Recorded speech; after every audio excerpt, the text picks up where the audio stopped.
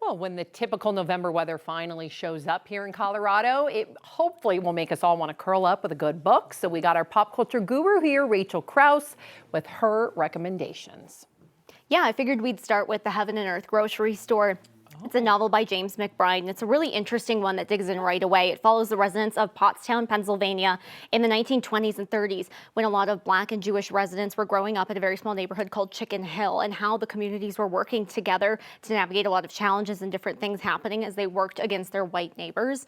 It's an absolutely interesting story. It's really fascinating as it gets into the history of the time, but it also has a little bit of a mystery, a little bit of a thriller aspect to it.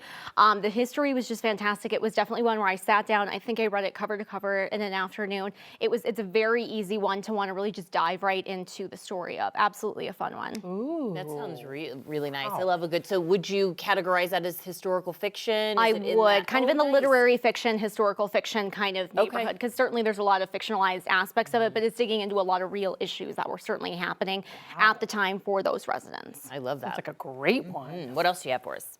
Absolutely. So we have Greenwood by Michael Christie. This is kind of a fun one. And that in like a tree where it has multiple rings and you see different pieces of the tree's life, we follow the Greenwood family through multiple generations and different years as we kind of follow different members of the Greenwood family. We start with Jake Greenwood, who is essentially a tour guide in one of the world's last forests after an ecological disaster.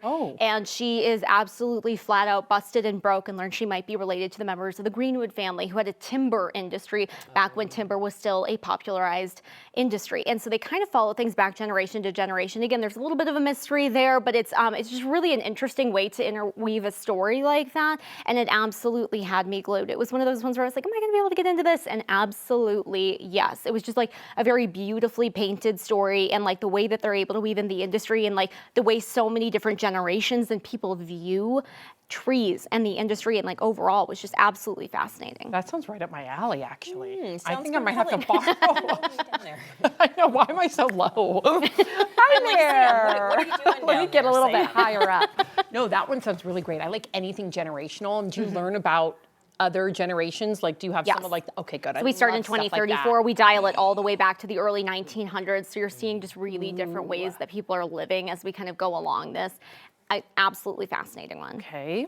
I feel like I've heard about this Lady Tan circle of women. Doesn't that I sound, have not, no. It sounds slightly familiar. I would hope so. It's a novel by Lisa C. It's certainly gotten a lot of attentions in different book clubs. It's definitely a fun one. We follow a woman who grew up in 15th century China in the area of arranged marriages. She grows up in a wealthy family and all of that entails, but she also grows up in a family of midwives, which is very unusual for that kind of a time. So when she marries into her new family, her mother-in-law forbids her for caring for the women and forbids her from practicing that because it's not what she wanted for her son and not the vision of the family she sees. But all of that training continues to help her continue to care for a lot of people in her family and in the community.